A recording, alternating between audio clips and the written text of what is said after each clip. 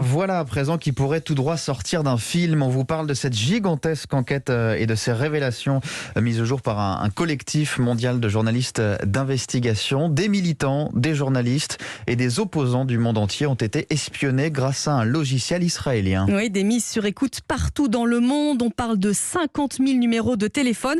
On va essayer de comprendre de quoi il retourne avec vous, Martin Untersinger. Bonjour. Bonjour. Merci d'être avec nous ce matin sur Europe 1. Vous avez enquêté pour Le Monde sur ce logiciel qui s'appelle Pegasus. D'abord, question simple, comment est-ce qu'il fonctionne ? Je rebondis sur ce que vous disiez à l'instant. Vous parlez de mise sur écoute, mais en fait c'est bien plus que ça, c'est bien pire que ça, parce que c'est un logiciel qui est capable de rentrer sur les téléphones Apple et Google, d'en extraire les photos, les messages, les contacts, l'historique de navigation, qui est capable à distance d'accéder à la caméra ou au micro. Donc c'est clairement pire qu'une mise sur écoute, c'est vraiment un logiciel espion très sophistiqué et complètement invisible. Qui a permis donc d'aspirer les données de très large pan de la société civile dans de nombreux pays, des opposants, des associations, des journalistes aussi, dont certains ont d'ailleurs été éliminés ensuite. Je pense à un journaliste au Mexique. Oui, absolument.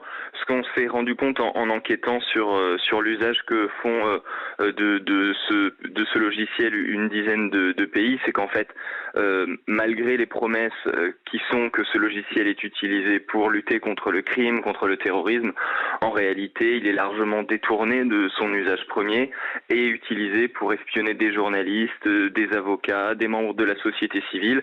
J'ai une collègue qui a été espionnée. Il y a Edoui Plenel, le fondateur de Mediapart, qui a été espionné. Et là, je vous parle de gens dont on a examiné les téléphones et dont on a pu constater, grâce à une analyse technique, que le logiciel espion avait bien été présent sur leur téléphone. Alors, ce logiciel qui vient d'une société israélienne, NSO Group, ce mouchard, c'est une technologie de très haute pointe. Aucun utilisateur ne détecte qu'il est espionné. Comment est-ce que c'est possible ? Eh bien, en fait, ce qu'il faut comprendre, c'est que cette entreprise, son modèle économique, c'est de fournir à des États des moyens d'infecter les téléphones à distance, sans intervention de la part de la victime et le plus invisiblement possible. Pour ça, tout simplement, elle consacre quasiment l'intégralité de ses salariés à la recherche et au développement. C'est les 2/3 de ses 700 salariés. Et ils cherchent en fait dans les téléphones d'Apple et dans les téléphones d'Android des failles que personne ne connaît, pas même Apple ou Google qui fabriquent ces téléphones. Et pour que, grâce à ces failles, ils puissent arriver à finalement faire entrer le logiciel dans les téléphones. Et ils sont rémunérés pour ça à prix d'or, ce qui fait aussi qui développe une ingéniosité telle que effectivement ni Apple ni Google n'avaient encore réussi à identifier ces failles. On apprend dans votre enquête, notamment donc publiée aujourd'hui dans Le Monde, Martin Untersinger, que Pegasus a pu servir à des espionnages entre États, envers des grands groupes, au moment de signer des contrats aussi.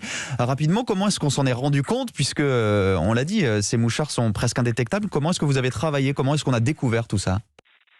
Eh bien, grâce à Forbidden Stories, qui est donc une organisation basée à Paris qui est dédiée à la poursuite du travail de journalistes menacés, et à Amnesty International, qui se sont procurés en fait une liste de 50 000 numéros de téléphone qui ont été présélectionnés par les clients de Pegasus en vue d'une éventuelle infection. Ce qu'on a fait, c'est qu'on est parti de cette liste et on a contacté un maximum de gens sur cette liste et on s'est rendu compte, en analysant leur téléphone, que dans une grande majorité de cas, le logiciel était présent sur leur téléphone ou avait été présent sur leur téléphone.